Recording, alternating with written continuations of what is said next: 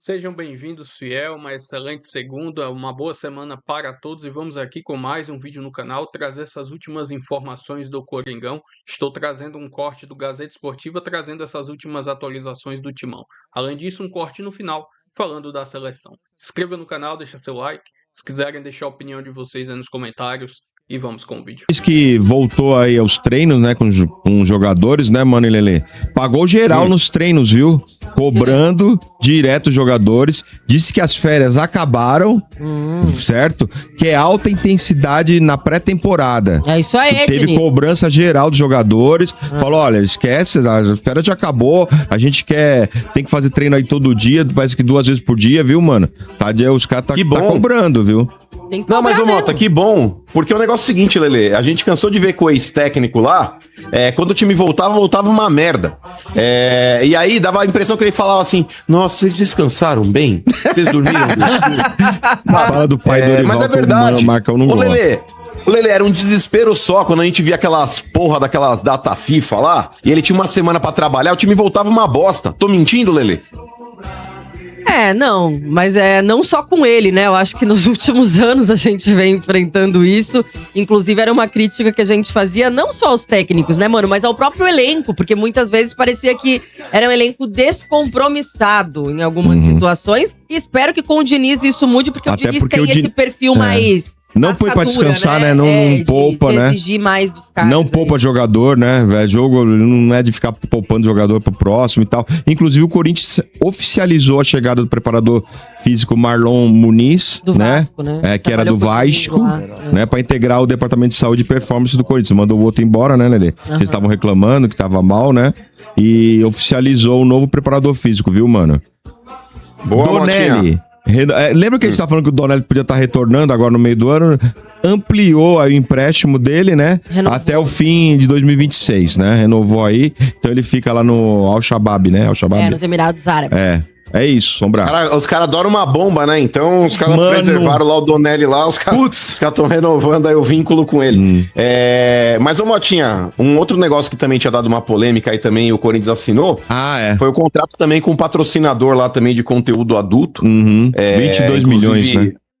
22 milhões aí por 1 ano e meio de contrato, eu acho que é uma boa cifra para ter estampado isso no calção. Ainda mais o Corinthians está precisando de dinheiro. Eu sei que as amarras da hipocrisia vão falar mais alto. Eu acho que o Gustavo Gomes quase fez um pênalti aqui. Mas aí vão falar, mas é um absurdo, porque pode ser conflitante com outros negócios, e blá blá blá. O Corinthians ele se respaldou, Motinha, até inclusive para não ter esse tipo de comentário negativo, e não tem nada explícito fazendo menção ao nome do Corinthians, alguma coisa que caracterize alguma coisa de duplo sentido na estampa, nos shorts do futebol feminino. Também não vai fazer diretamente a propaganda do site, mas é uma campanha de conscientização aí contra a violência doméstica, contra as mulheres. Eu acho que o Corinthians aí se respaldou com relação a isso, Motinha. E repito, pra mim não tenho problema nenhum em ter uma estampa dessa na camisa do meu clube. Eu acho que seria ruim você ter uma empresa, como o Corinthians já cansou de fazer negócio, que não tem CNPJ limpo, empresas formadas por pilantras e que falam que vão pagar e não pagam. Um celeiro, né, mano? Você espera pagar, então. Não, mas eu acho que paga, Sombra, porque a empresa não vai se indispor. Inclusive, foi uma das maiores doadoras aí, sem ter vínculo comercial com o Corinthians, na campanha lá da vaquinha do estádio. Então, pra mim, não tem problema nenhum, não faço objeção.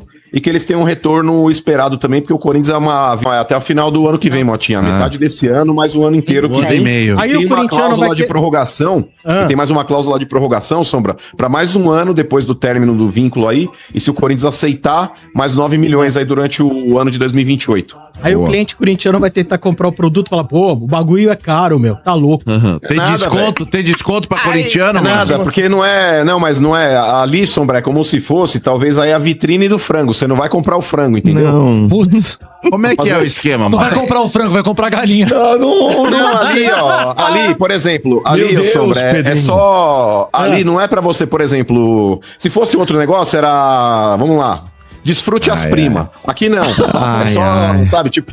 É só pra ver, assim, mais ou menos pelada. Entendeu? Então tá bom. É Aí você só... passa na porta. É outro pelo tipo amor de de Você passa na porta. plataforma e não vê. é o... É não, um porque eles concorrente, têm não, dois. Sombra. É um concorrente daquele Privacy, do OnlyFans, sabe? É um concorrente desses aí, mas não é Eles aquele têm negócio os pra você dois. escolher e degustar. Entendi.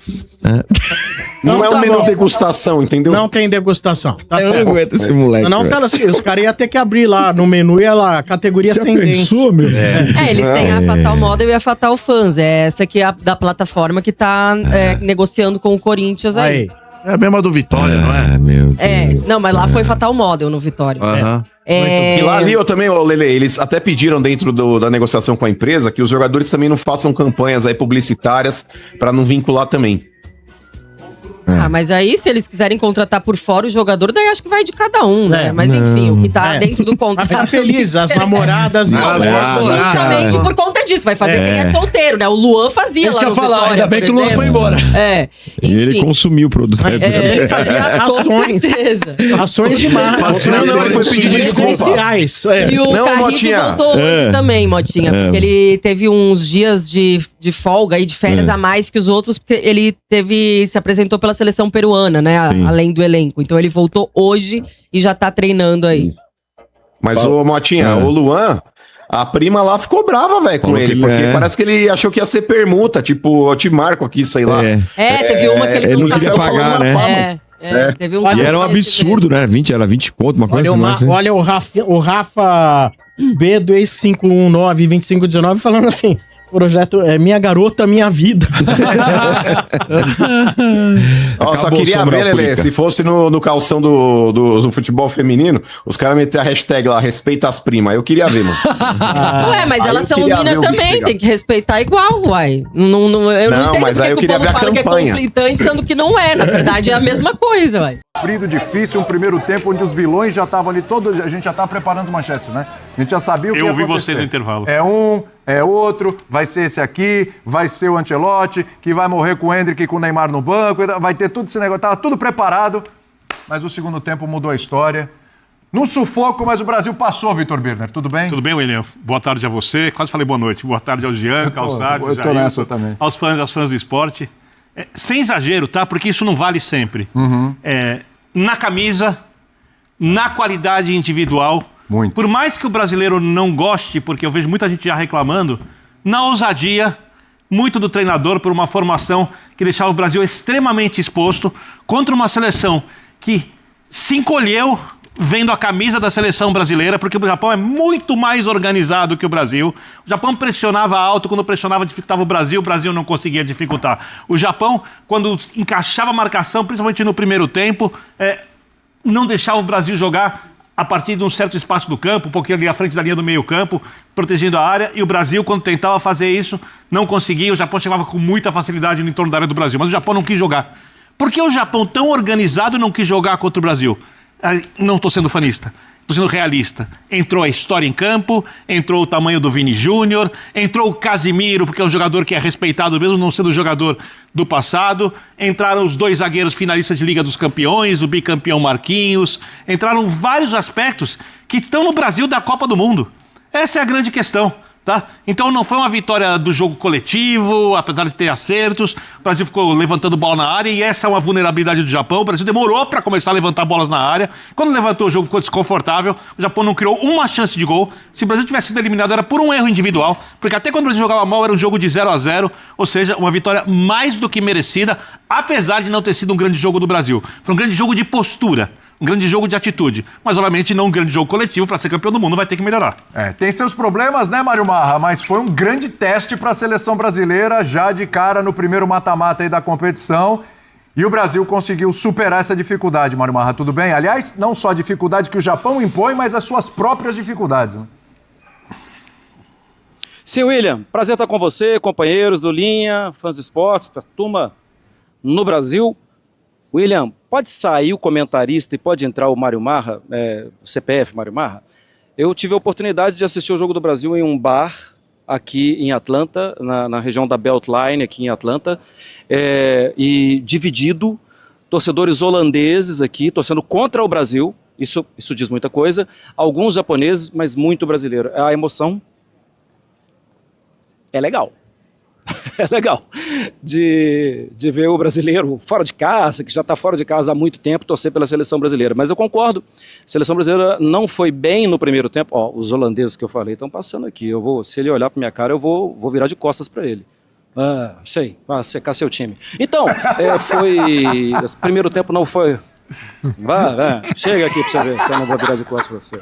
Vem. Não vem, eu já tô te avisando, não vem. Vai Então, secar eles também, Mário Marra, o primeiro dá o tempo troco. não foi legal.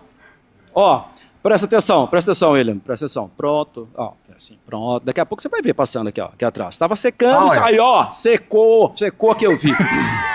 Então, mas o segundo tempo foi bem legal, e acho que assim, gente, é o peso de uma Copa do Mundo.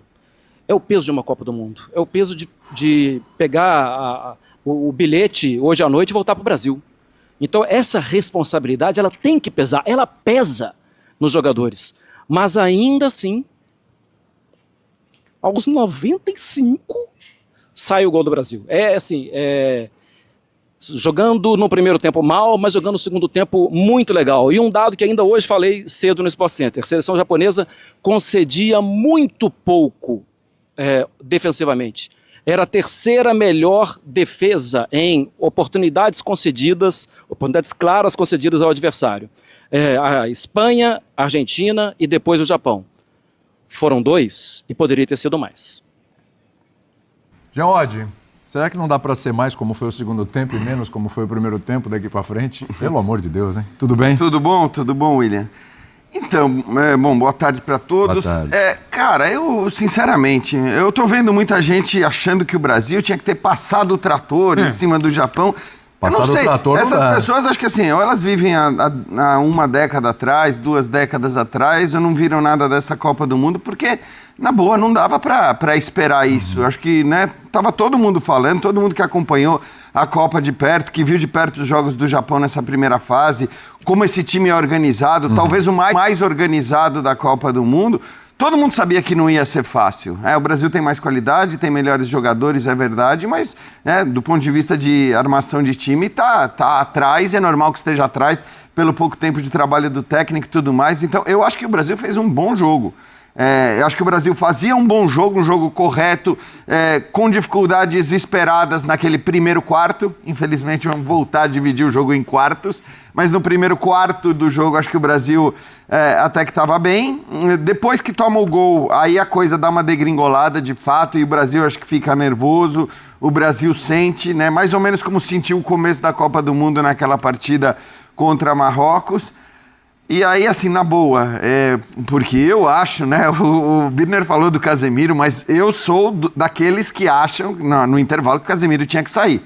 Porque fazia um jogo terrível, porque tinha tomado cartão amarelo e tudo mais.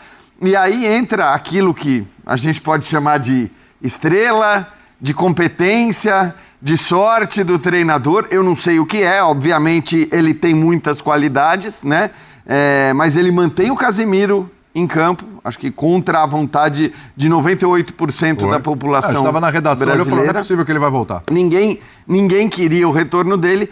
Este mesmo Casemiro faz o gol de empate.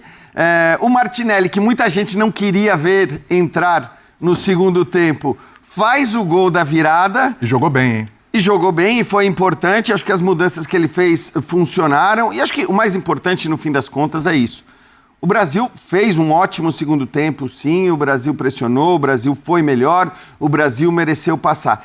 Quem queria goleada, repito, eu acho que está vivendo numa outra época ou viu um outro Japão jogar, não esse que a gente viu na Copa do Mundo. Então eu acho que foi um ótimo resultado. O Brasil, das grandes seleções, das seleções favoritas, talvez tivesse pela frente o adversário mais duro de todos, né? Porque se a gente olhar para o adversário que a França vai enfrentar, que a Argentina vai enfrentar, que a Inglaterra vai enfrentar, né? Portugal você pode, com a Croácia é uma outra história. E a Holanda com Marrocos. E a Holanda com Marrocos, mas não sei se a Holanda está nesse nível, né, de apostas das pessoas. Então assim, o Brasil passou de um adversário duríssimo e passou jogando melhor. Acho que era o que dava para pedir para esse momento, para esse nível de trabalho.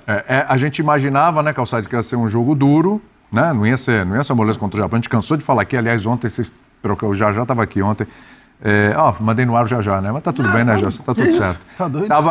Tava aqui ontem, inclusive, o pessoal discutindo, trocando ideias sobre o que seria o jogo contra o Japão. A gente sabe que ia ser um adversário duro, mas você imaginava que ia ser tão difícil quanto foi aquele primeiro tempo, o Calçade? Boa tarde. Boa tarde. Cara, pra mim o jogo atendeu a expectativa. Pelo menos, o Japão é uma equipe que não merecia sair da Copa.